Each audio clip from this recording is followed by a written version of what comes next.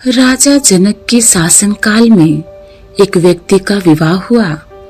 जब वह पहली बार सज सवर कर ससुराल के लिए चला तो रास्ते में चलते चलते एक जगह उसको दलदल मिला।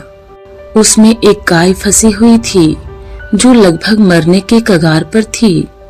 उसने विचार किया कि गाय तो कुछ देर में मरने वाली ही है तथा कीचड़ में जाने पर मेरे कपड़े तथा जूते खराब हो जाएंगे। अतः वह गाय के ऊपर पैर रखकर आगे बढ़ गया। जैसे ही वह आगे बढ़ा, गाय ने तुरंत दम तोड़ दिया तथा साप दे दिया कि जिसके लिए तू जा रहा है उसे देख नहीं पाएगा। यदि देखेगा तो वह मृत्यु को प्राप्त हो जाएगी। वह व्यक्ति अपार दुविधा में फंस गया और गौ साप से मुक्त होने का विचार करने लगा। ससुराल पहुंचकर वह दरवाजे के बाहर घर की ओर पीठ करके बैठ गया और यह विचार करने लगा कि यदि पत्नी पर नजर पड़ी तो अनिष्ट हो जाएगा। परिवार के अन्य सदस्यों ने उसको घर के अंदर चलने का अनुरोध किया, किंतु वह नहीं गया और न ही रास्ते में घटित घटना के बारे में किसी को बताया।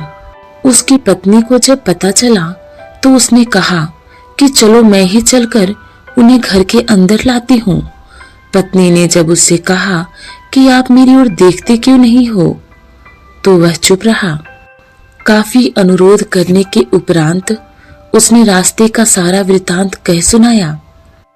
पत्नी ने कहा कि मैं भी पतिव्रता स्त्री हूँ, ऐसा कैसे हो सकता है, आप मेरी ओर अवश्य देखो।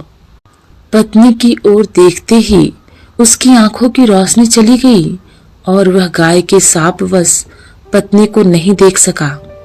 पत्नी पति को साथ लेकर राजा जनक के दरबार में गई और सारा किस्सा कह सुनाया।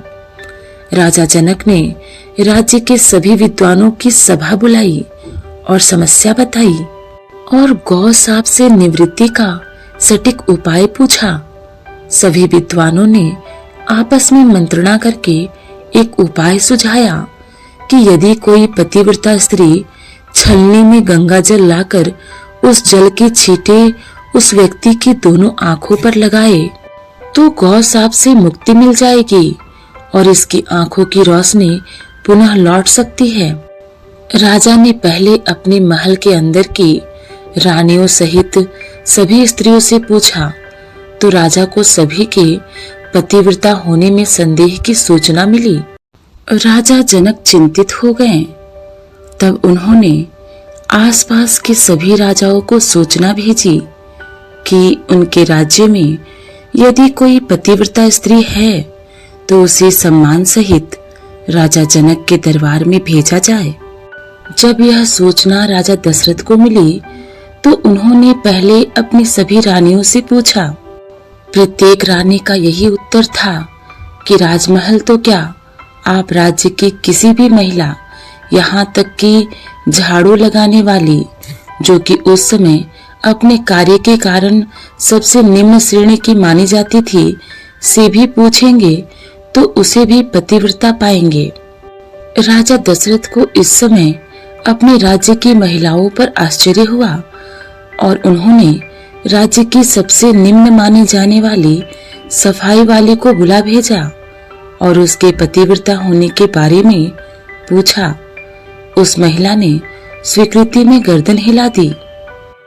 तब दशरथ ने यह दिखाने के लिए कि अयोध्या का राज्य सबसे उत्तम है, उस महिला को ही राज सम्मान के साथ जनकपुर भेज दिया तथा जनक ने उस महिला का पूर्ण राजसी ठाट बाट से सम्मान किया और उसे समस्या बताई। महिला ने कार्य करने की स्वीकृति दे दी। महिला छलनी लेकर गंगा किनारे गई और प्रार्थना की, हे गंगा माता, यदि मैं पूर्ण पतिव्रता हूँ तो गंगा जल की एक बूंद भी नीचे नहीं गिरनी चाहिए। प्रार्थना करके उसने गंगा जल को छलनी में पूरा भर लिया और पाया कि जल की एक बूंद भी नीचे नहीं गिरी। तब उसने यह सोचकर कि यह पवित्र गंगा जल कहीं रास्ते में छलक कर गिर न जाए, उसने थोड़ा सा गंगा जल नदी में ही गिरा दिया और पानी से भरी छलनी को लेकर राज दरबार में चली आई। राजा और दरबार में उपस्थित सभी नर नारी यह दृश्य देखकर आश्चर्यचकित रह गए तथा उस महिला को ही उस व्यक्ति की आंखों पर छींटे मारने का अनुरोध किया और पूर्ण राज सम्मान देकर काफी पारितोषिक दिया।